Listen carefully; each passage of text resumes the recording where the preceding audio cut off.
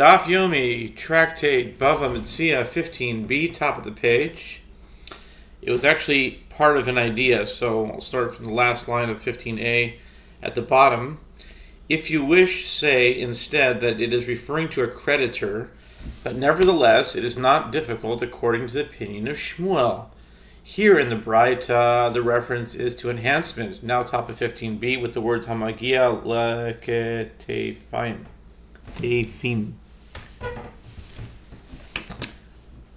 To the enhancement of the field that reaches one's shoulders, leketefim, meaning the produce that grew due to the improvements made by the purchaser is almost fully grown and ripened, and it can be soon harvested and carried upon one's shoulders. At that point, the produce is considered independent of the land and is therefore not collected by the creditor unless he pays for the expenses. And there, in Shmuel's statement that the creditor collects the enhancement without paying compensation, the reference is to enhancement that does not reach one's shoulders, meaning whose growth is not almost complete. At that point, the produce is considered to be part of the land.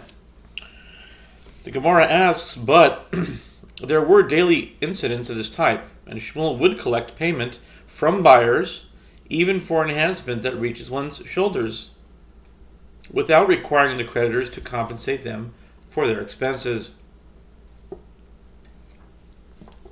The Gemara answers that this is not difficult.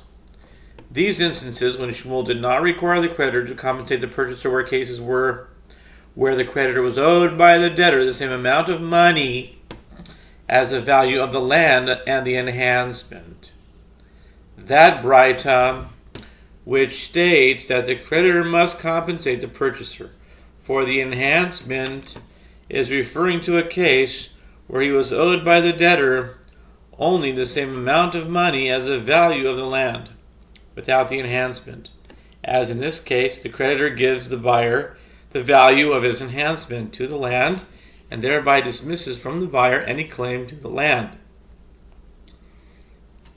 The Gemara asks, this works out well according to the one who says that even if the purchaser has money, he is unable to dismiss the creditor from this claim to the land by paying its value. But according to the one who says that when the purchaser has money, he can dismiss the creditor by paying the value of the land, let the purchaser say to him, if I had money, I would have dismissed you from the entire plot of land.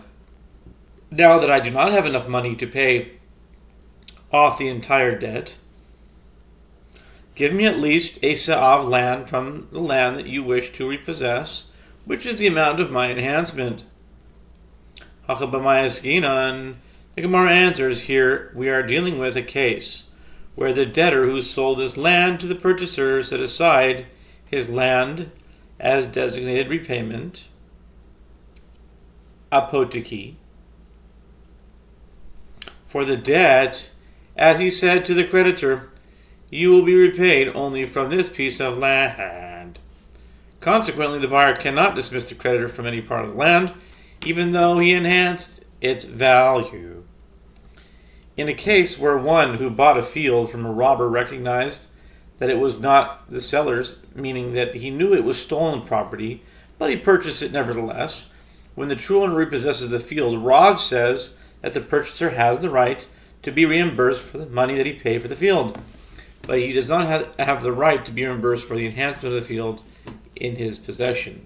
And Shmuel says that he does not have the right to be reimbursed even for the money that he paid for the debt, as he knew that the sale was invalid.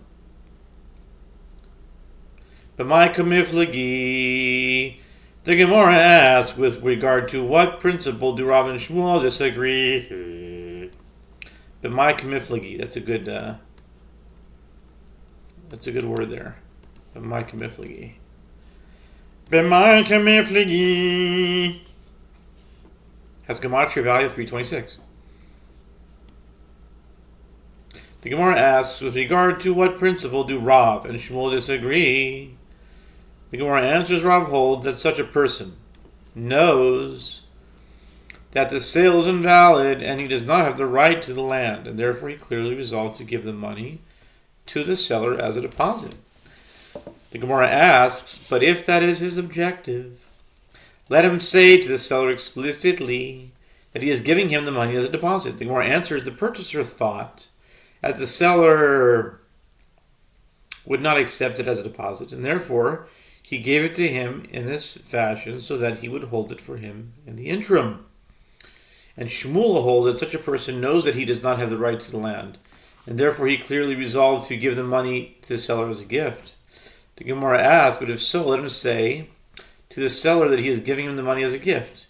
The Gemara answers, if he would say so explicitly, the matter would be embarrassing for the seller. Therefore, the purchaser used this ploy in order to give the gift to the seller. The Gemara asks, but didn't Rav and Shmuel already disagree about this principle one time? As it was stated concerning one who betrothed his sister. Huh?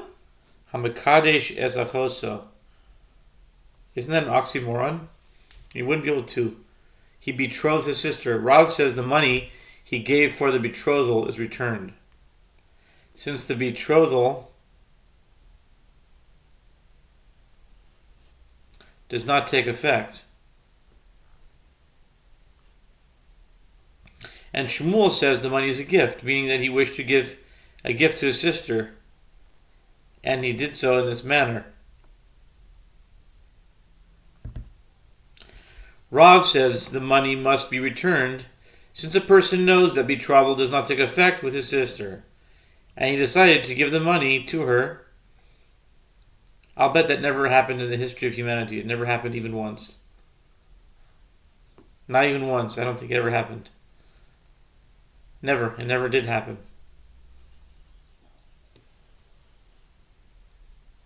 And he decided to give the money to her for the purpose of a deposit. The Gemara raises a difficulty and let him explicitly say to her that he is giving the money for the purpose of a deposit. The Gemara answers he thought she would not accept it from him.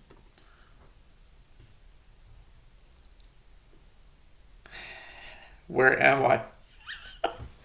And Shmuel says the money is considered a gift because a person knows that the betrothal does not take effect with his sister, and he decided to give the money to her for the purpose of a gift. The Gemara again raises a difficulty and let him explicitly say to her that he is giving it to her for the purpose of a gift. The Gemara answers he thought the matter would be embarrassing to her and she would refuse to accept the money. He therefore attempted to give it to her by an alternative method. The Gemara explains, is it necessary to present the disagreement in both instances? Because if they were stated only with regard to that case of buying property from a robber, one might have reasoned that it is specifically in that case that Rav says that money returns to the purchaser, as people do not tend to give gifts to non-relatives. What are you talking about? People give gifts to anybody. What do you... And therefore it is clear that the purchaser intended for the money to be a deposit. But with regard to the case of one who betrothed his sister, one might say that Rav concedes to Shmuel that the money was given as a gift. It is therefore necessary to present Rav's opinion in both cases. And conversely, if the disagreement were stated only in that case, betrothal of one's sister, one might have reasoned that it is only in that case that Shmuel says the money is a gift. But in this case, where the purchaser is a non-relative, one might say that Shmuel concedes to Rav that the money is a deposit. It is therefore necessary to present the disagreement in both instances. The Gemara asks, but both according to Rav, who says that the money is a deposit, and Shmuel says that the money is a gift, when this purchaser takes possession of the land, despite knowing that his acquisition is invalid, with what justification does he take possession of the land? And how does he justify consuming its produce? The Gemara answers that the purchaser reasons, I will take possession of the land and work it and consume the produce that is in it, just as the seller would have done. And when the owner of the land comes and claims it, the money that I paid for it will be designated for a different purpose. According to Rav, who says that the money is a deposit, it will be a deposit. According to Shmuel, who says the money is a gift, it will be a gift.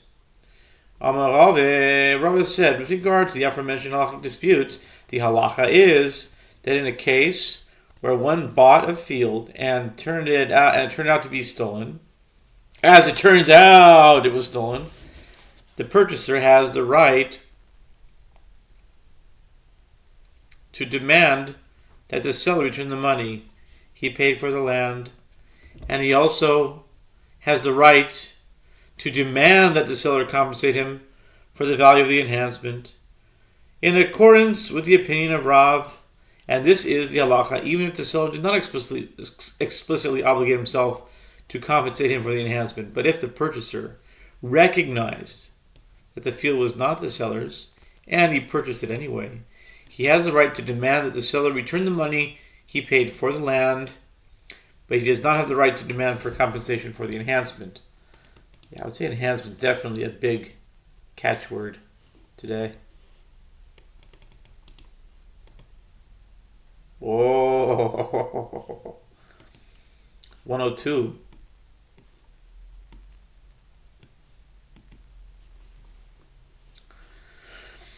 Rava issued another ruling with regard to a dispute over cited above. Omission of the guarantee of sale from the document is a scribal error. This is the halacha with both regard to promissory notes and with regard to deeds of buying and selling, meaning deeds of sale. Shmuel asked Rav, if one robbed another of a field and sold it, and then purchased it from the original owner, if one robbed, it's a for sale then. What is the halacha? Can the robber now repossess the field from the person whom he sold it before he legally owned it? Wait, let me get this one here. If one robbed another of a field and sold it, and then purchased it from the original owner, what is the law? Can the robber now repossess the field from the person? Oh, I get it. To whom he sold it before he legally owned it? Rav said to him, no, he cannot. What did the first person, the robber, sell to the second person? The purchaser, when he sold him the field, he sold him any rights to the field that will come into his possession. Consequently, the rights of the robber has now acquired, are transferred to the purchaser. The Gemara asks, what is the reason that the robber would buy the land that he already sold in order to retroactively uphold the sale? Mar Zutra said it is preferable for him not to be called a robber by the purchaser when the original owner demands he return the field. Rav Ashi said it is preferable for him to maintain his reliability.